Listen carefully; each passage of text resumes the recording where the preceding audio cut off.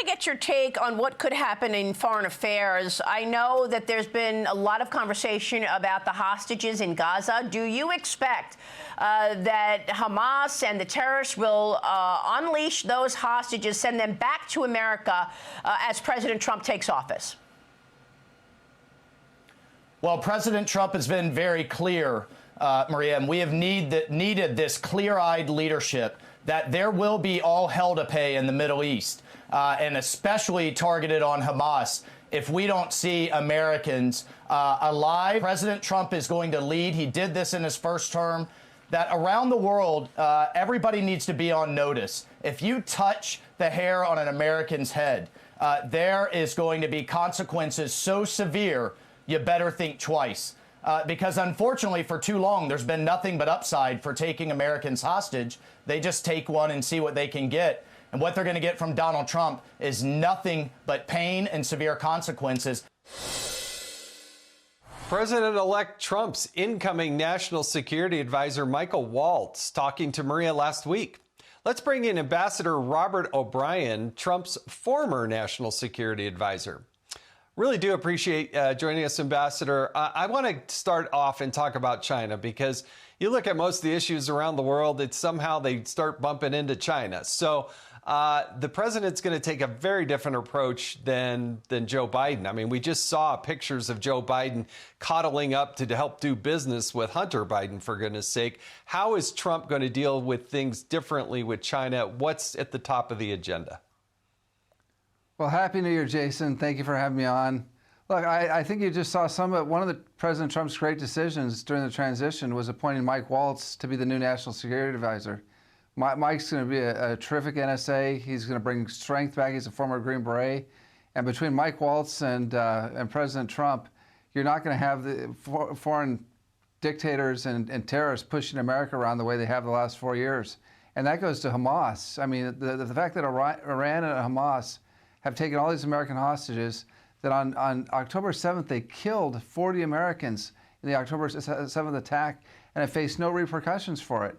In fact, we've been paying Iran ransom for hostages and doing sanctions relief on Iran. And Tony Blinken's been having tea with the Hamas leaders in Doha. So that's all going to end when President Trump comes into power.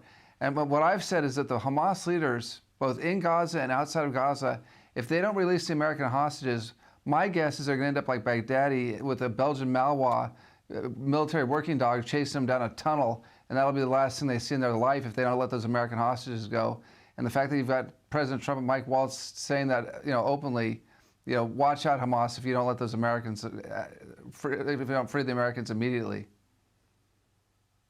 I also want to ask you about China's role in the Panama Canal, because almost seemingly out of nowhere, you've got Donald Trump talking about the Panama Canal. I didn't see many stories written about that last year. Why the sudden urgency in taking on the Panama Canal? Well, Jason, as you know, the Panama Canal is one of the engineering achievements of the last millennia, and we built it, we paid for it, and we operated it for many years. And then in a tremendous act of generosity, it was probably foolish, Jimmy Carter gave the canal back to the Panamanians. But it wasn't just a free gift. There are conditions that the canal remain neutral. And so what the Panamanians have done, and generally we love the Panamanians, they're good people, they're friends of America, but they gave the ports on both ends of the canal to the Chinese. And even the New York Times is saying, which has been an apologist for China for years, is saying that the Chinese are committing espionage, or they could shut down the canal without military efforts, just using these Hong Kong companies that control the canal. And then on top of that, they're raising the prices on American shipping. So 75% of the commerce that goes to the canal ends up at American ports or departs from American ports, and they're ripping us off. And so the idea that they've given the canal to China, basically, in essence, and are charging us high prices, and the Chinese are taking that and using that money to build their own military up, that doesn't work for America anymore. We're not going to be chumps.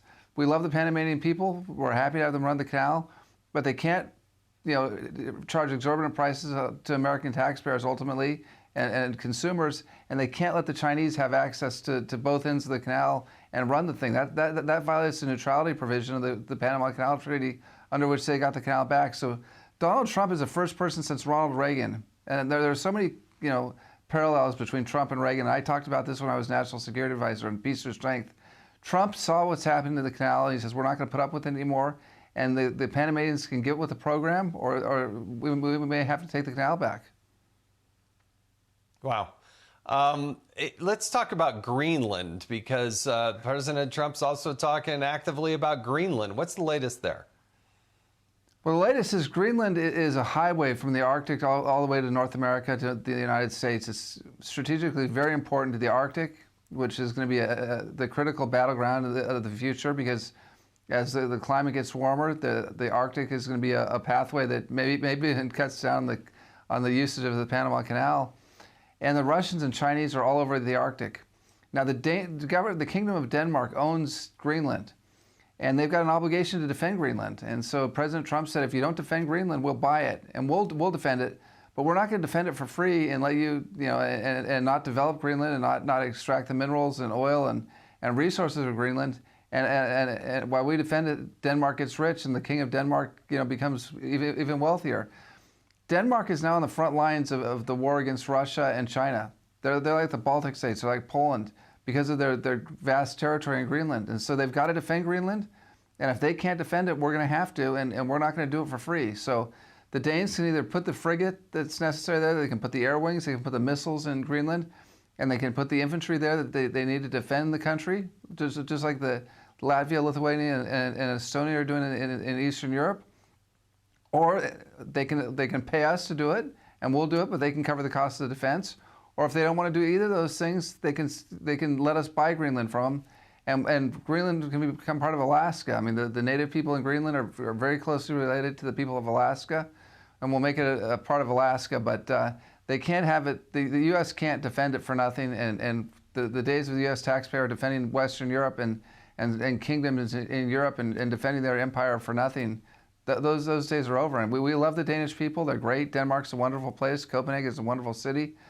But they've got to do their part. They can't have this vast empire and then not defend it and leave it to the U.S. to do it. So we're going to either buy it, they're going to defend it, or they can pay us to defend it. But it's no more free riding, even for people we love like the Danes. Yeah, I love the consistency of President Trump, right? You're not going to just lean on the United States and allow the people of the United States. Why should the people of Tennessee have to pay for everybody's defense around the world, whether it's the Panama Canal or Greenland? Now, one other thing I want to transition to and talk about very briefly, we have a very short amount of time here, but the high-tech sector is very important to our economy. We lead the world in technology development, but again, the Chinese, the spying that's going on, with what's going on with their what they're trying to do to our technology industry, the reports of tapping into our telecoms and trying to extract data there. How is President Trump going to deal with all of those issues as well and put China back in its place? So, Jason, the competitive advantage that America has, and the reason I tell people in the long run we win and they lose against China, is our tech industry. The Googles, the Apples, the Microsofts, the Twitters, the Netflix. And we may not like them as conservatives, everything they've done, the deplatforming and some of the censorship, although I think that's getting better. But they're under a two-prong attack. One from our adversaries of China, which is stealing all the data they can get and stealing our AI technology and taking advantage of us that way. Right. And then you've got the Europeans who are putting these massive fines on the companies because they can't innovate, they can only regulate, they don't have any tech companies of their own. So they're basically putting billion-dollar fines and $10 billion fines on Apple and Google and these big companies and trying to take money from America and transfer it to Europe for nothing. So our tech industry, which is our competitive advantage, that's going to keep America safe and free, is under attack from the Chinese on one hand and the Europeans on the other. President Trump is going to put a stop to it on both sides. Trust me about that on day one. Very interesting. Ambassador Robert O'Brien, Happy New Year. Thank you so much for joining us on Sunday Morning Futures. Hi, everyone. I'm Brian Kilmeade. I want you to do me a favor. I want you to click to subscribe to the Fox News YouTube page. This is the only way that I know for sure that you're not going to miss any great commentary, any great news bites, any great interviews coming your way on Fox. You can get it all here on YouTube. So subscribe right now.